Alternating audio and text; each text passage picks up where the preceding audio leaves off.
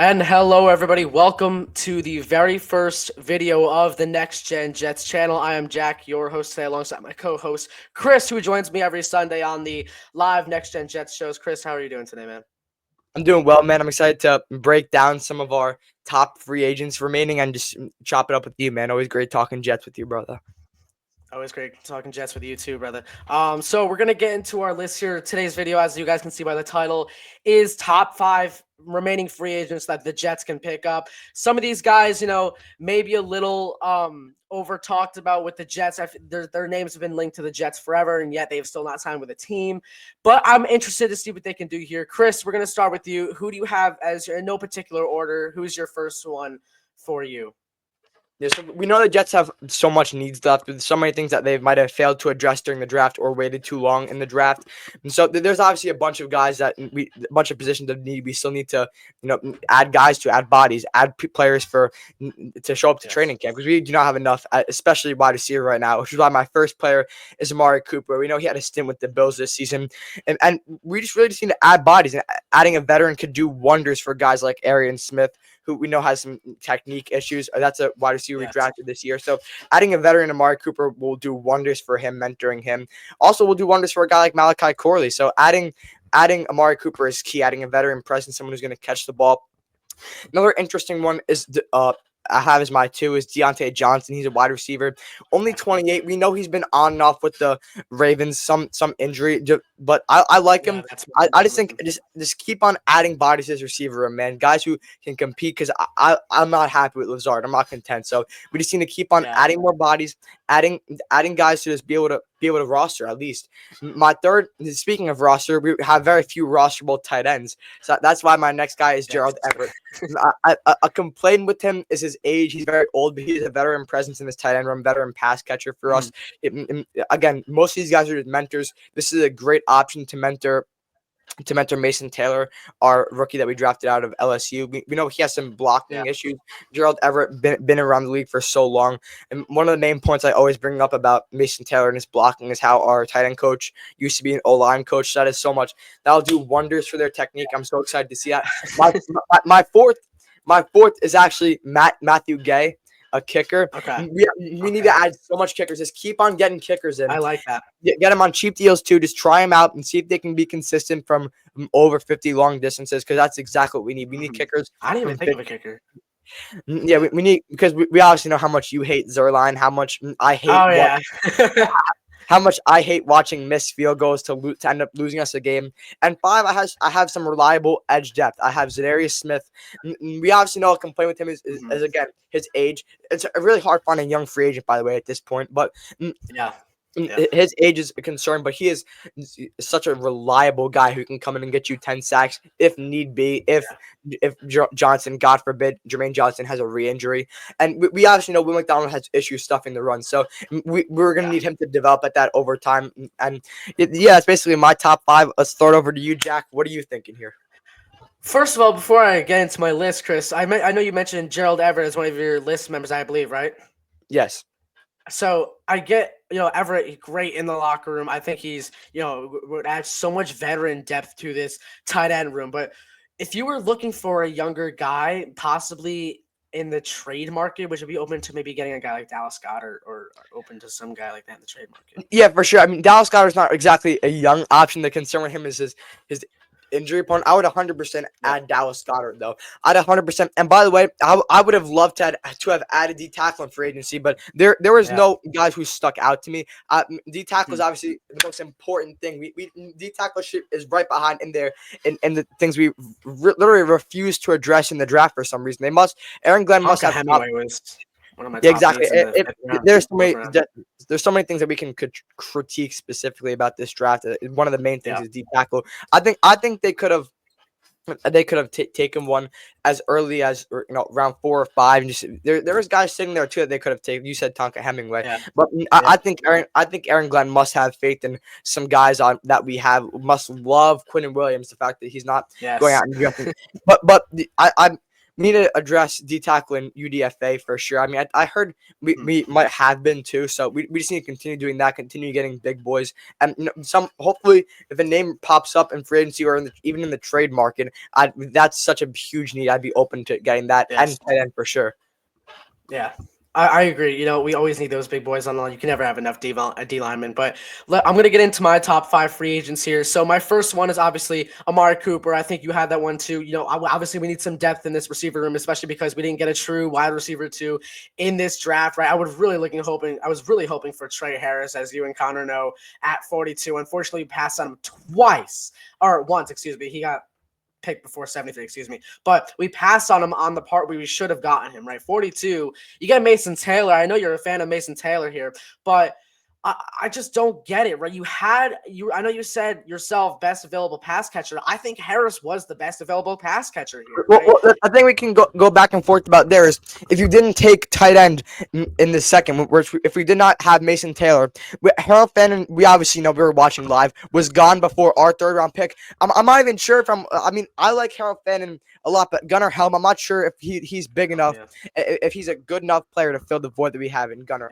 Helm. So I would have been comfortable getting Trey Harris in the second and Harold Fannin in the third, but that would not have happened. So getting Mason Taylor was key. However, they definitely did fumble drafting receiver in round 3 in my eyes. Yeah.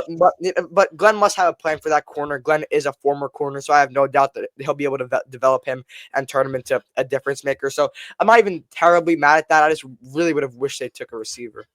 Yeah, you know, the thing about Cooper, right? He's had a couple injury-prone seasons over the past few seasons. I think last season he only played like 14 games or something like that or the season before. You know, but I really like the veteran depth that he would add to this receiver room, especially because, like I said, we don't really. Our oldest guy right now is, I believe, Alan Lazard, and he's not even really, or Alan. No, excuse me. I think it's Josh Reynolds, actually. I believe. I think he's like his late 20s. Let me up. I think he's like 29-ish. Let me see. Yeah, Josh Reynolds, I believe, is our oldest receiver, and he's not even really our wide receiver 2. He's more like our wide receiver 3, I would say, right now.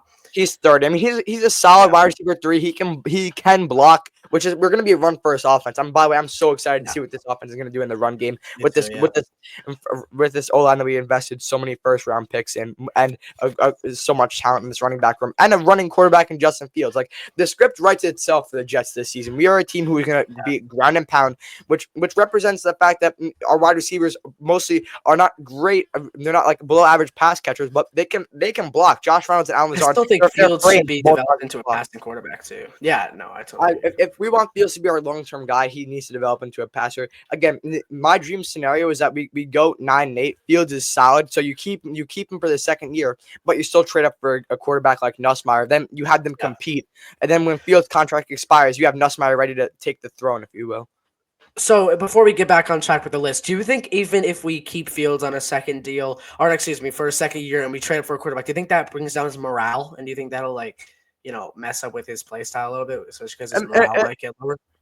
No, I think he understands that competition breeds success, and if he's going to go out there and have an average year, like the Jets are openly giving him his chance this year. Like no one can say that he didn't get his chance after this year. Like he has a chance.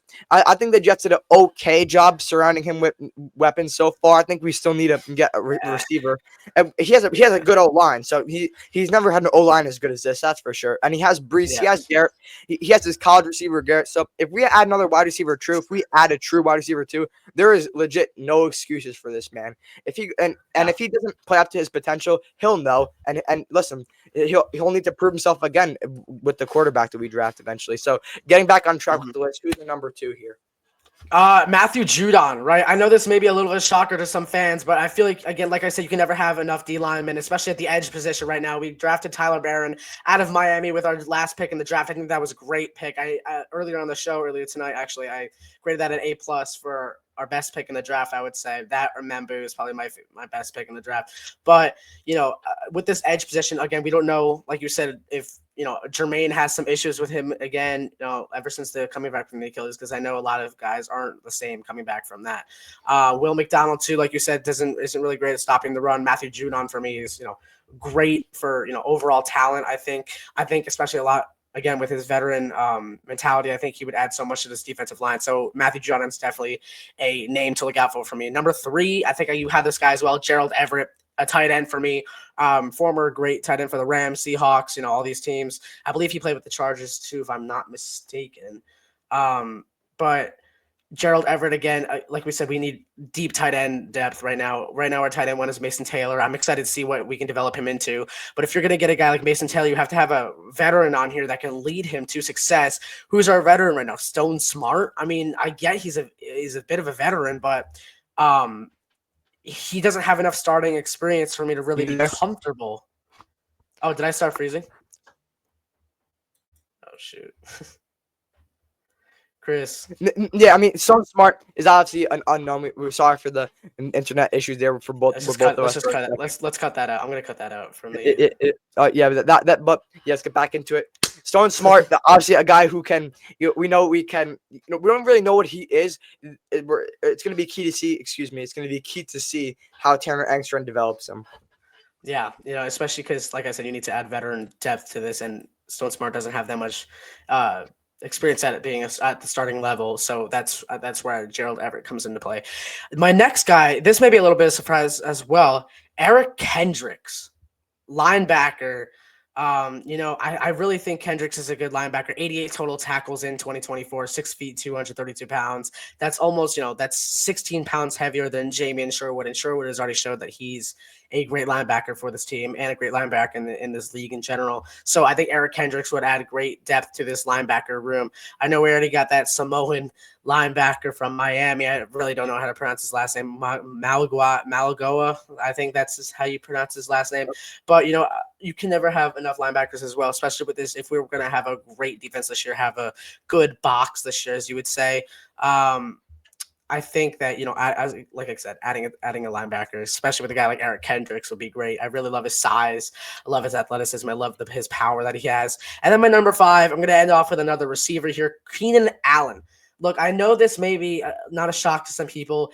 His age is a big factor for this too, right? Keenan Allen, my next guys, if they didn't get signed, were Tyler Boyd. I think he's a bit younger than Allen, he probably would have been my number 5 if he didn't sign with the Titans. But Keenan Allen for me is definitely my number 5. I think he adds so much depth to this receiver room, especially like I said earlier with Amari Cooper. We do not have a clear wide receiver 2 yet. Especially with Garrett's going to get tripled. We need some help in that receiver room, and I think Keenan Allen would help immensely with this receiver room, especially with that veteran presence. I know I've mentioned that a few times tonight, but really, I believe that veteran presence really helps. It does a good deed to all teams. Like none of these D tackles really catch my name. As long as they sound like a guy who's beefy and who has some traits you can bet on and is able to stop the run. Like that's really what I'm looking for in defensive tackle. But yeah, that concludes both of our lists. I think we both did a good job and made a well-rounded list, addressing all, kind of filling in some of the holes that were left in the draft. What do you think there? Yeah, I really enjoyed our first video here on the network. Sure. Chris, you had a great list. I think my list was pretty solid, at least for my opinion. Excited for this new journey here in the Next Gen Network, the official channel, actually. So, Chris, it was a pleasure filming this first video here with you today. Oh, 100%, man. This is going to be so fun. I'm glad we're going to get to continue to build this network and just doing it with you guys, bro. It's so much fun. Yeah. All right, man. Appreciate it. Appreciate you recording with me tonight. Thank you, everyone, so much for tuning into the watching the first video of the Next Gen Jets Network. I am your host, Jack Cotter, alongside my co-host, Chris Grasso, and we will see you in the next video. Peace out, Jets fans. Peace.